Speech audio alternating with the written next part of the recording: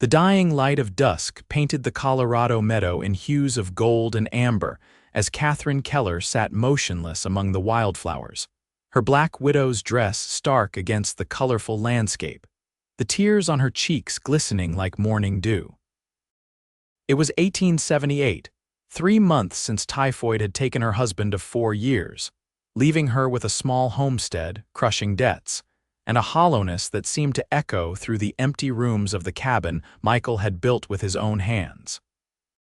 The spring breeze ruffled her honey-blonde hair, escaped from its pins after hours of sitting in solitude. Catherine pressed a hand to her aching chest, wondering if the pain would ever subside.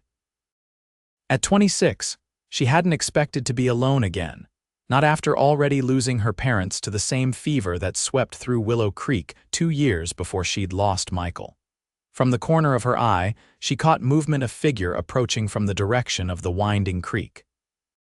Catherine quickly wiped her tears, embarrassed to be caught in her grief. She recognized him instantly, Samuel Morrison, one of the cowboys who worked at the Hammond Ranch that bordered her property to the west.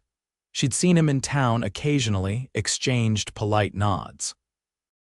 He was tall and lean, with sun-bronzed skin and eyes the color of a summer storm. What Catherine couldn't understand was why he was wandering through her meadow at sunset, and why he appeared to be gathering wildflowers.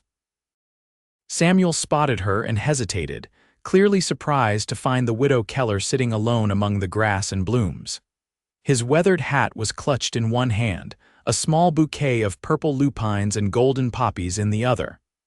"Mrs. Keller," he called softly, approaching with measured steps. "Pardon the intrusion. I didn't expect to find anyone out here." Catherine straightened her back, attempting dignity despite her reddened eyes. "Mr. Morrison, this is my land you're wandering on." He stopped a respectful distance away, towering over her seated form. "Yes, madam, I apologize. I was tracking a stray heifer and found myself here. The flowers." He glanced down at the bouquet in his hand, looking suddenly self-conscious. "They reminded me of my mother. She passed 5 years ago this day." The confession melted some of Catherine's defensive posture. "I'm sorry for your loss, Mr. Morrison." "Sam," he corrected gently. "And I'm sorry for yours as well, Mrs. Keller. Michael was a good man." The mention of her husband's name brought fresh tears to Catherine's eyes. She looked away, unwilling to break down in front of this near stranger. But there was something comforting about his presence, this man who gathered wildflowers for his mother's memory. "Would you like these?" Sam extended the bouquet toward her. "They're prettier than sitting alone with your thoughts, I'd wager." Catherine hesitated before accepting the flowers. Their sweet fragrance enveloped her as she brought them closer. "Thank you," she whispered. Sam nodded, settling his hat back on his head. "It gets easier," he said quietly. "Not better, maybe, but easier to carry." As the sun dipped below the mountains, casting long shadows across the meadow, Catherine found herself sharing her fears with this quiet cowboy, fears of losing the homestead, of facing the future alone, of the crushing weight of grief that threatened to swallow her whole. Sam listened, offering neither empty platitudes nor unwanted advice. When darkness descended fully, he walked her safely back to her cabin, declining her polite invitation for coffee with a respectful tip of his hat. "Good night, Mrs. Keller," he said, mounting his chestnut gelding. "Catherine," she corrected, surprising herself. His smile was gentle in the silver moonlight. "Good night, Catherine." As she watched him ride away, Catherine placed the wildflowers in a mason jar of water and set them on her windowsill. For the first time in months, she slept without dreams of Michael's final, fever-racked days. Morning arrived with the familiar crowing of her rooster. Catherine rose with the dawn as she always did, but today felt subtly different. The weight of grief remained, yet somehow it seemed less crushing. She went about her chores, feeding the chickens, milking her single cow, tending her small vegetable garden with a new awareness of the beauty around her. The wildflowers on her windowsill had opened fully, their bright faces turned toward the sun. 3 days passed before she saw Sam again. This time he approached her cabin openly, No pretense of tracking strays. He carried a sack of feed for her chickens and offered to mend her sagging fence things Michael would have done had he lived. "I don't need charity, Mr. Morrison," Catherine said stiffly, pride being one of the few things she had left. "Not offering charity," Sam replied, his voice steady. "Offering neighborly help, and I told you it's Sam." Something in his straightforward manner disarmed her. He asked nothing in return, simply went about fixing what needed fixing. By sunset, her chicken coop was secure against foxes, and the fence around her vegetable garden stood strong again. "Why are you doing this?" Catherine asked as she handed him a glass of lemonade, the evening air still warm around them. Sam took a long drink before answering. "Because it needs doing." He studied her face for a moment. "And because I know what it's like to be alone." The simple honesty in those words touched something in Catherine. As Sam handed back the empty glass, their fingers brushed, and she felt a spark of connection that both comforted and frightened her. "Will you come again?" she found herself asking as he mounted his horse. "If you'll allow it," he answered, his eyes crinkling at the corners. Summer unfolded slowly across the Colorado foothills. Sam came every few days, always bringing something: a string of trout from the creek, wildflowers from the meadow, news from town. He helped with tasks too difficult for Catherine to manage alone, and in return, she fed him home-cooked meals that he claimed were better than anything at the ranch. They talked while they worked about their pasts, their hopes, the small details that make up a life. Catherine learned that Sam had come west from Pennsylvania after the war, seeking a fresh start after losing his older brother at Gettysburg. He'd been working cattle for 10 years, saving money to someday buy his own ranch. What about family? She asked one evening as they sat on her porch, watching fireflies dance above the meadow grass. "None left," Sam replied, his voice matter of fact rather than pitying. "Parents gone, brother too, just me." He glanced at her. "What about you? Any family back east?" Catherine shook her head. "An aunt in Boston I haven't seen since I was a child. Michael was my family." She twisted the gold band she still wore. "Now it's just me too." Sam didn't respond immediately. When he did, his words surprised her. "Doesn't have to stay that way for either of us." The implication hung in the air between them.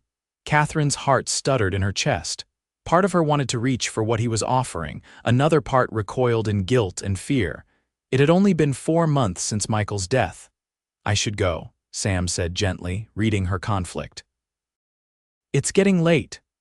As summer deepened, Catherine found herself looking forward to Sam's visits with growing anticipation. The wildflowers he brought now filled multiple jars throughout her small cabin, bringing color and life to spaces that had felt empty for too long. Word spread through Willow Creek about the Cowboys' frequent visits to the Keller homestead. Gossip traveled fast in small towns, and one afternoon in August, Catherine encountered its sting while purchasing supplies at Henderson's general store. "Mighty quick to replace poor Michael, aren't you?" Mrs. Peterson whispered loudly enough for others to hear. "That man isn't even cold in his grave." Catherine's cheeks burned with shame and anger. "Mr. Morrison is merely being neighborly," she replied stiffly, though in her heart she knew things had progressed beyond mere neighborliness. "Neighborly," repeated Mrs. Peterson with a knowing look that made Catherine want to disappear. "Is that what they're calling it these days?" That evening when Sam arrived, Catherine was distant, her responses clipped. He noticed immediately. "Something's wrong," he stated, not a question but an observation. Catherine busied herself with kneading bread dough, avoiding his gaze. "People are talking." Sam leaned against her kitchen table, arms folded. "People always talk. Question is, does it matter what they say?" "Of course it matters," Catherine's hands stilled in the dough.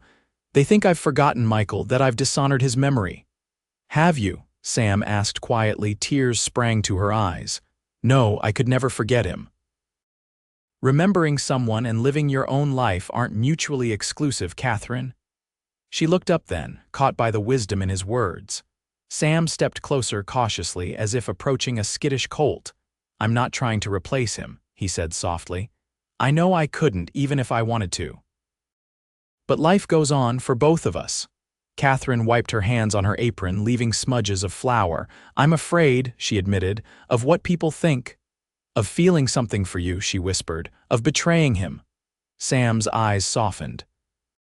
Do you think Michael would want you to be alone forever? To never know happiness again? The question struck Catherine like a physical blow. Michael had been a kind, generous man who had loved her deeply. Would he really wish her to spend the rest of her days in mourning? I need time, she said finally. Sam nodded, understanding in his gaze. Time is something I can give. True to his word, Sam didn't press the issue again. He continued his visits, but something had changed between them, an acknowledgement of feelings that could no longer be denied. Catherine found herself watching him work, admiring the strength in his shoulders, the gentleness of his hands with her animals, the kindness in his eyes when he spoke to her. By September, Catherine had made her decision. She removed her wedding ring one evening, placing it reverently in a small wooden box alongside Michael's pocket watch and their marriage certificate. These were treasures she would always keep, memories she would honor. But they were the past, and for the first time since Michael's death, Catherine allowed herself to look toward the future.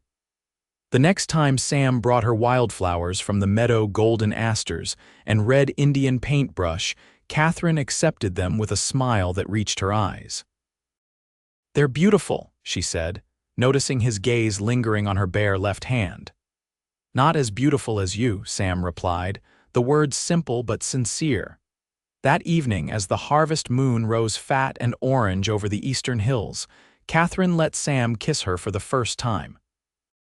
It was gentle, questioning, giving her every opportunity to pull away.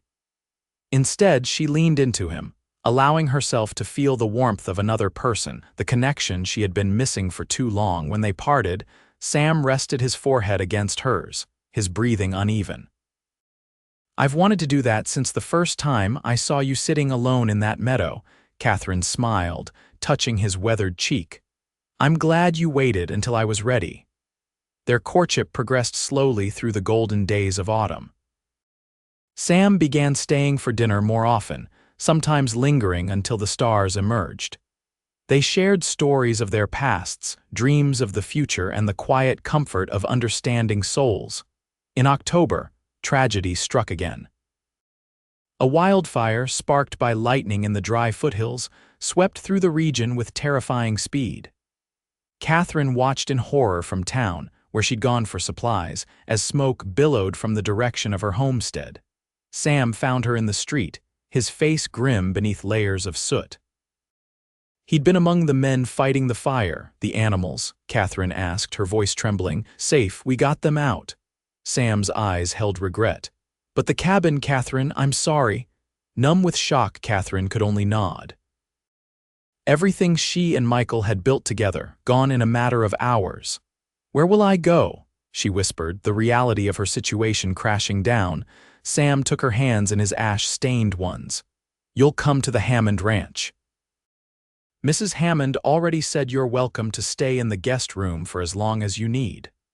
The Hammond family welcomed Catherine with open arms. Eleanor Hammond, a motherly woman with silver-streaked hair, showed her to a comfortable room and provided fresh clothes to replace the smoke-damaged ones she wore. Samuel thinks the world of you, Eleanor confided that evening as they sat in the ranch house kitchen. I haven't seen him this alive in years, Catherine blushed, smoothing the borrowed skirt. He's been very kind. Eleanor's knowing smile suggested she understood far more than Catherine had said. Kindness is just the beginning, dear. That man is in love with you. The words, spoken so plainly, sent a flutter through Catherine's chest. She suspected Eleanor was right, though Sam had never said the words aloud. His actions spoke volumes, the way he looked at her when he thought she wouldn't notice, the care he took with her feelings, the gentle touches that had become more frequent as autumn deepened. The fire had destroyed Catherine's home, but had also swept away the last of her hesitation. Life was too unpredictable, too precious to waste in fear of judgment or misplaced guilt. After 2 weeks at the Hammond Ranch, Catherine and Sam rode out to her property to assess the damage in daylight. The cabin was a blackened skeleton, the garden scorched, but miraculously, the meadow where they had first truly met had been spared the worst of the fire's wrath. Resilient wildflowers were already pushing through the ash-strewn earth. Sam dismounted, helping Catherine down from her borrowed mare. They stood in silence, surveying what remained. "I could rebuild it," Sam said finally. "Better than before." Catherine turned to look at him, studying his earnest face. "Why would you do that?" Sam reached for her hands, holding them firmly in his. "Because I love you, Catherine Keller. I've loved you since that evening I found you sitting among the flowers. I know it hasn't been a year since Michael passed, and I know people will talk, but I don't care about any of that." He took a deep breath. "I care about you, about us." Catherine felt tears well in her eyes, but these were different from the tears of grief she had shed for so long. These were tears of possibility, of a future she hadn't dared to imagine. "I love you too," she whispered, the words feeling both strange and right on her lips. Sam's face transformed with joy. He lifted her off her feet in an exuberant embrace, spinning her around until they were both laughing breathlessly. When he set her down, his expression grew serious again. "Marry me, Catherine. Let me build us a home right here. Let me fill your life with flowers and laughter and children if God is willing." Catherine glanced at the burned remnants of her former life, then back to the man before her, this good, kind man who had helped her find herself again. "Yes," she said simply.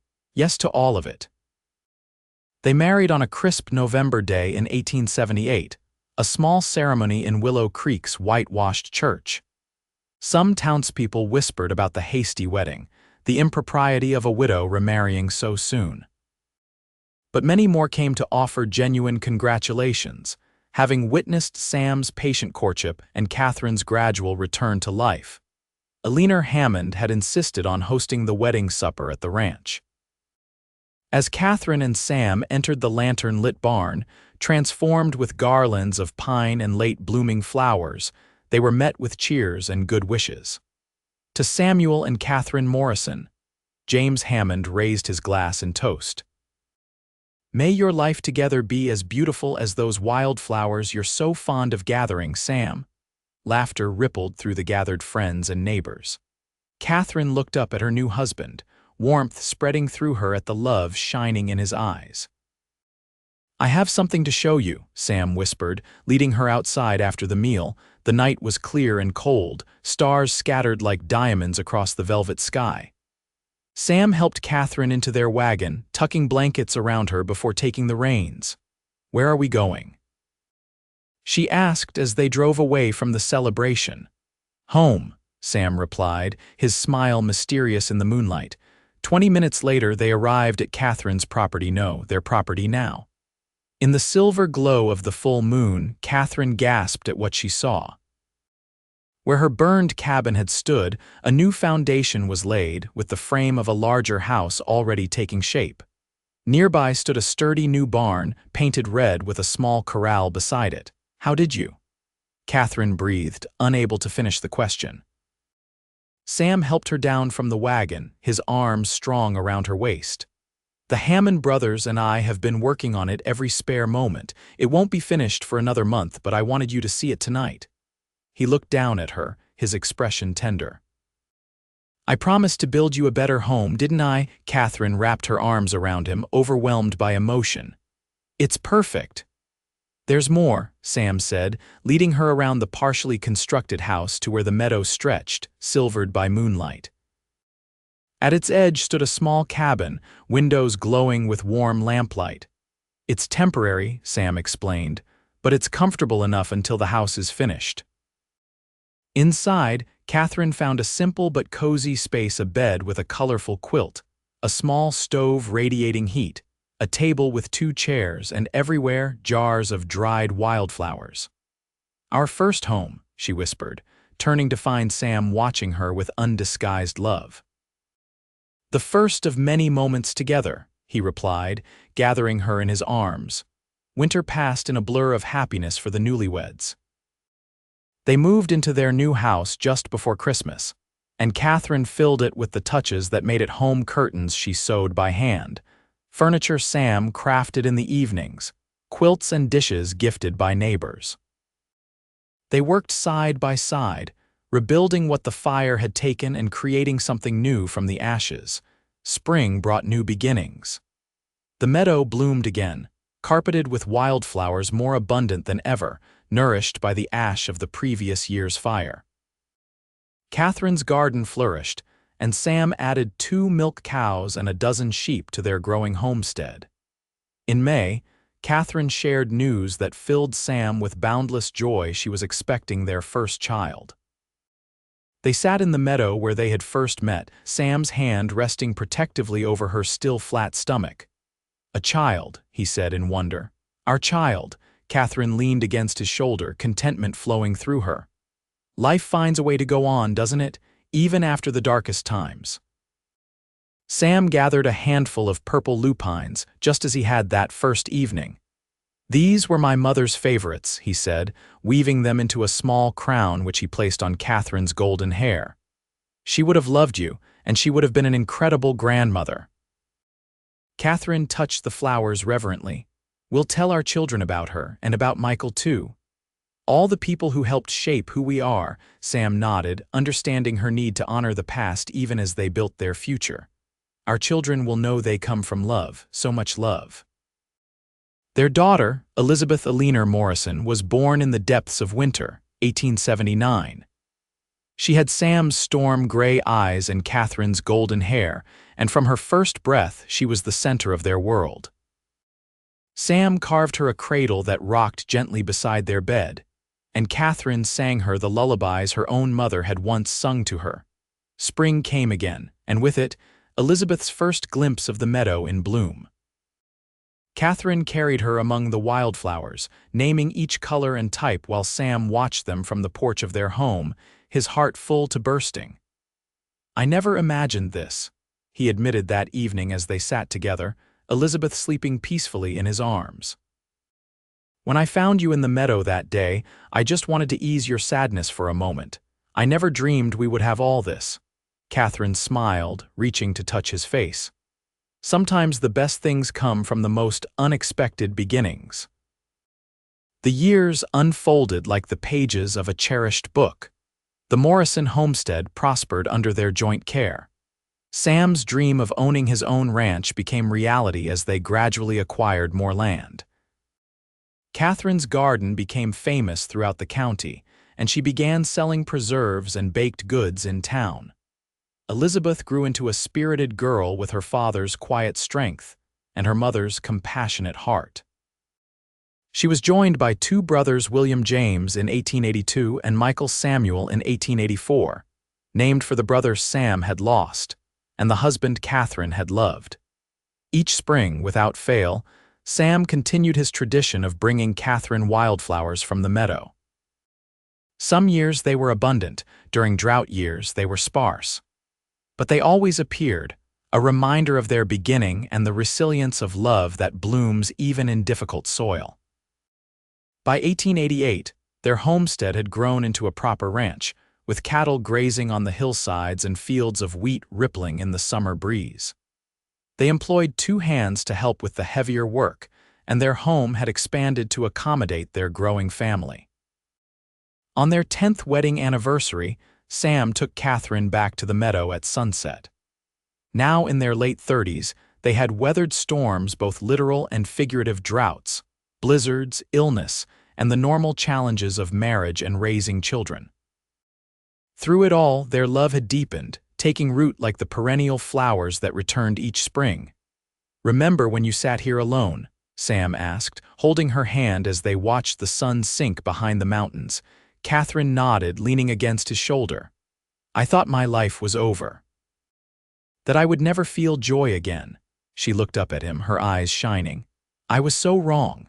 Sam gathered a bouquet of wildflowers, lupines, and poppies, just like that first time, and presented them to her with a flourish. "For my wife, who taught me that even after loss, beauty returns. Who gave me 3 beautiful children and a life beyond my wildest dreams." Catherine accepted the flowers, breathing in their sweet fragrance. And for my husband, who knew exactly what I needed before I did, who showed me that grief isn't the end of the story. They sat together as twilight deepened into night, surrounded by the meadow flowers and memories of a decade shared. Behind them, lamplight glowed in the windows of their home, where their children slept safely. "What do you think the next 10 years will bring?" Catherine asked softly. Sam smiled, wrapping his arm around her shoulders. "More flowers, more challenges, more joy." He kissed her temple. "More life together." Catherine turned her face to his, her lips meeting his in a kiss as sweet and natural as their very first. "I wouldn't want it any other way." As stars appeared overhead, they walked hand in hand back to the home they had built together, a home founded on grief, but constructed with love, patience, and the simple beauty of wildflowers gathered by a cowboy for a widow who sat alone in the meadow. Life, like those wildflowers, had found a way to bloom again after the harshest winter of Catherine's soul. And in that blooming, she and Sam had discovered the most profound truth of all: that love, when cultivated with care, grows stronger with each passing season, its roots reaching deeper, its blossoms more abundant with every year that passes. In the years that followed, the story of the widow and the cowboy became something of a legend in Willow Creek. People spoke of how Samuel Morrison had courted Catherine Keller with nothing more than wildflowers and kindness, how they had built one of the most successful ranches in the county from the ashes of tragedy. Their children grew tall and strong, carrying forward the legacy of resilience and love their parents had created. And each spring, without fail, Sam would gather the first wildflowers of the season and present them to Catherine, a reminder of their beginning and a promise of all that was yet to come in their life together.